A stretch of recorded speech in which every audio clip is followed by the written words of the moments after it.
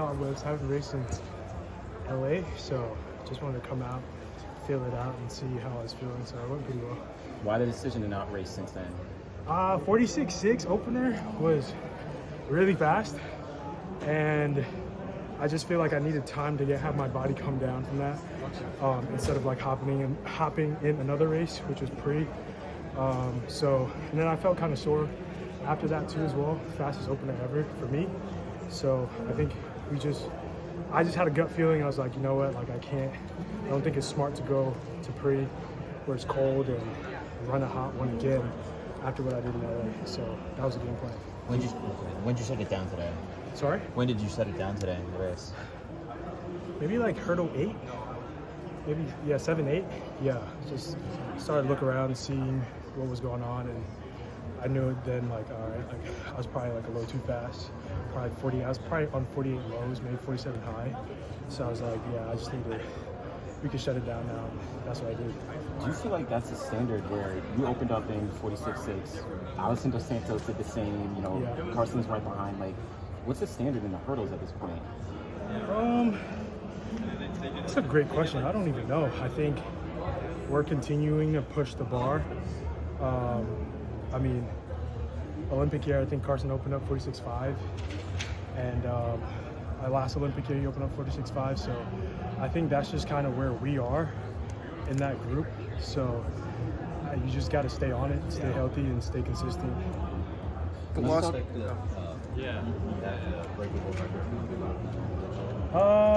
knows? I mean, I feel like this question's been like the bane of my existence since 2018.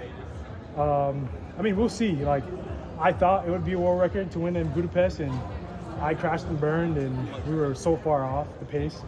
So, I mean, we'll see. I think it'll take something special, and like I said, like everyone has to be healthy and consistent, and I think we've shown that this season. How healthy are you? Because I know the last couple of years you've run these fast times despite fighting through I'm some healthy. stuff. Yeah, I'm healthy. Healthier than ever, you think? Yeah. Got a good 3 weeks in when I didn't race, so 3-4 weeks in, so feeling really good. Yeah. Can you talk about Grand Slam track? What's your thoughts on it? You know, nothing changes unless something changes, and I feel like this is definitely a good step in the right direction for track and field. At first, of course, I was a little skeptical of it, being that I didn't know what really, I'm trying to say the right thing here. I just didn't know what went into it in terms of what the media deals were, venues, how it was constructed, and you know, after having a brief chat with Kyle last night, he gave me some insight, and I think it's a phenomenal idea, to be honest with you. After hearing that much and being that he's so involved in it, he shed some more light. Of course, he didn't tell me everything because he can't discuss everything with me, but I think it's a great idea. Would you like to see more salary transparency, right? Like, would you like to know what other stars are making so you can kind of base your financial decisions around that? I mean, I think I could like guesstimate what they're making and what they signed people for. I think the big stars will probably make over $500,000, in my honest opinion. Anywhere north of that, and I think everyone else will probably get signed to $200,000 deals or whatever it is. It sounds to me that they have investors that are willing to, I hate to say burn cash, because that's what they're going to be doing for the next 5, 6, 7 years, is burning cash. So, I mean, I think it's just a matter of being smart with it and promoting it in the right way and telling these stories and doing things different, which is what they plan on doing. So those base salaries, like how do you think those compare to the base salaries the shoe companies are paying? That's completely different. We all signed NDAs, so I can't really discuss that, to be honest with you. But I mean, in a league like the NFL, where you have full transparency of what people are actually making, and it sounds to me that they're kind of making the push to be like the NFL. It'll be a game changer to really promote what people are making and make it transparent that, okay, Sydney's making X, Josh Kerr's making Y. So I think it'll be a good thing, but also be a bad thing, because some people in track and field are You know, they think everyone feels like they deserve equal pay, and that's just not the sport we're in. You know, like Sidney McLaughlin probably makes more money than I do a year, and so does Sha'Carri. So like, I feel like that's another thing too. Is like track never had an equity issue. Like we're all equals, whether it's male or female. So I think that's on Michael Johnson, and that's on Kyle as well too.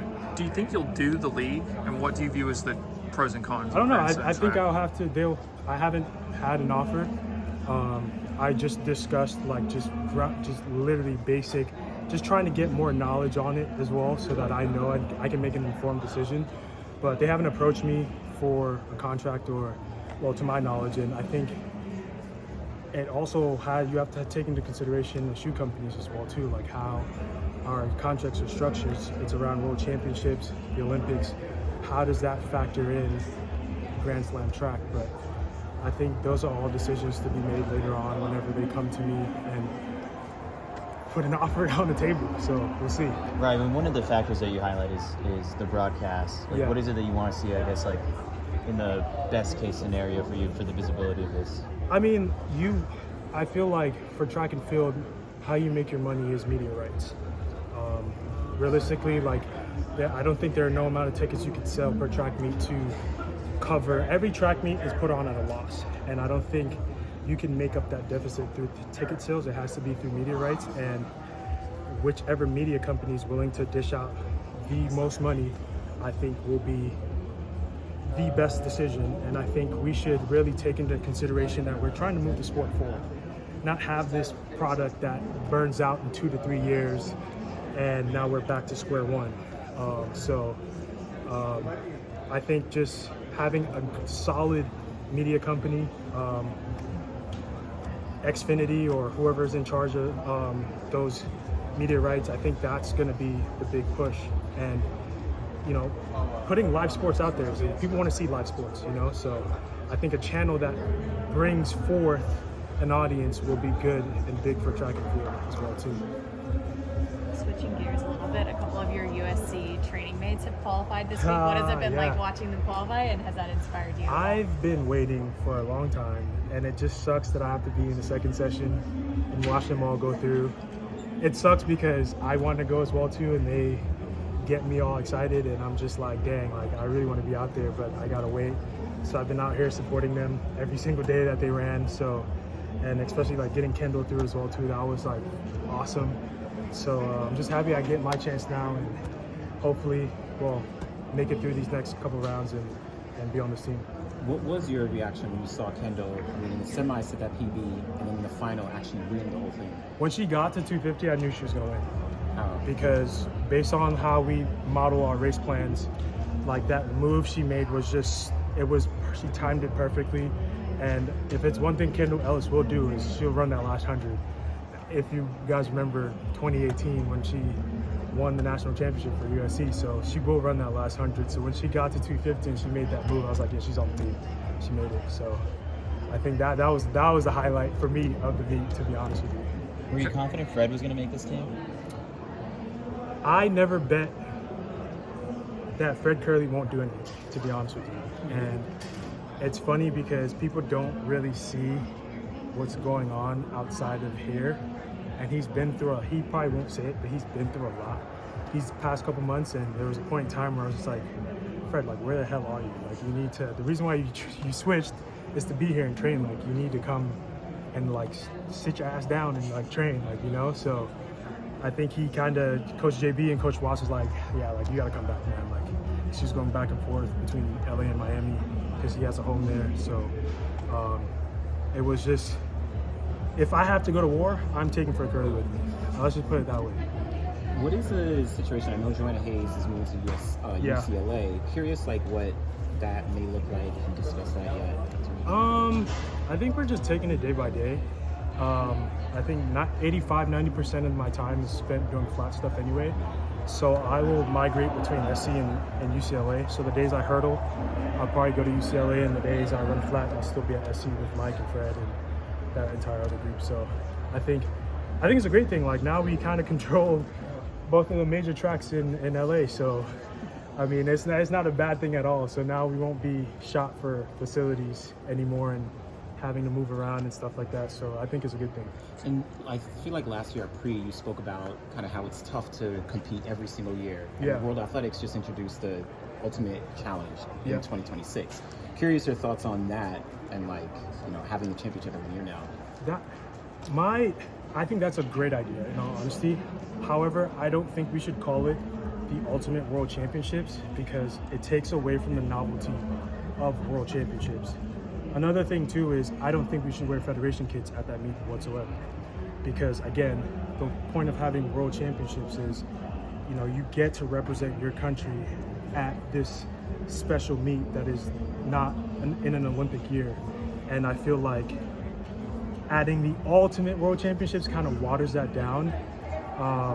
Maybe a rebrand of the name would have been fine, but I don't know if it's just stuck now or it is what it is now. But I just don't think, given the format of the meet and how the top 10 people in the world or top 8, however much it is, I don't think we should be in federation kits for that meet whatsoever.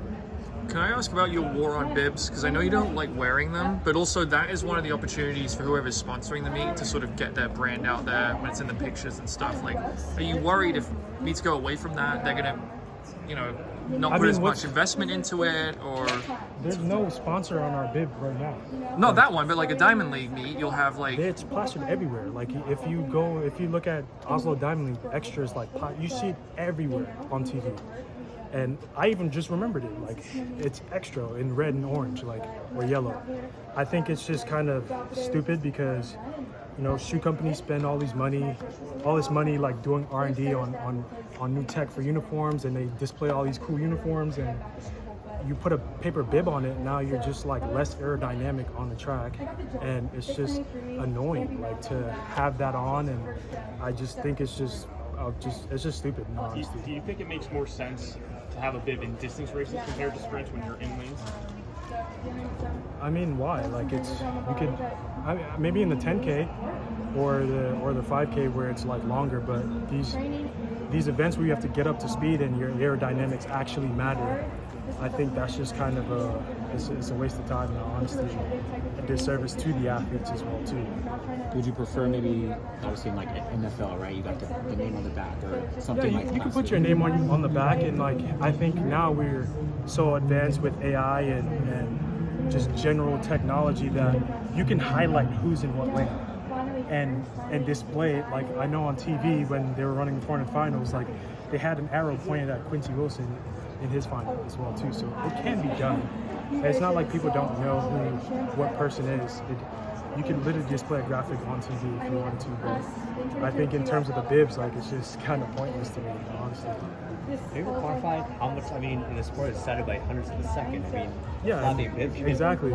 They can determine whether you run 9.58 or 9.57. You know, I feel like at that point, because you're getting up to max velocity, sometimes 27.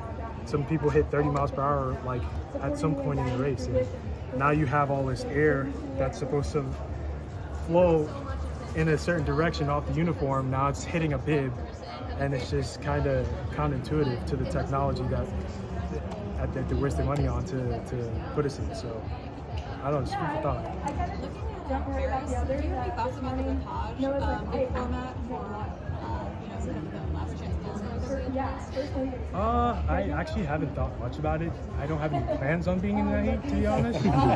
So I think it's a good thing for the audience and the fans because I think seeing that drama where they sat on the couch in Budapest was really good, and seeing the reaction, and I think it's good for fan engagement, which is very important. So I think for that reason, yeah, but I personally have no plans on being in that heat. Right, you've obviously been on a lot of the 4x4s over the last couple of years. The relay pool, like always a thing, people debate. Quincy Wilson, would you put him in the relay pool? I definitely would, because there's the mixed relay, there's both rounds of the 4x4 side again, and he deserves it. I mean, like the kid came out here and ran 44 in all 3 rounds. Like he deserves to be there. He deserves to be on the team.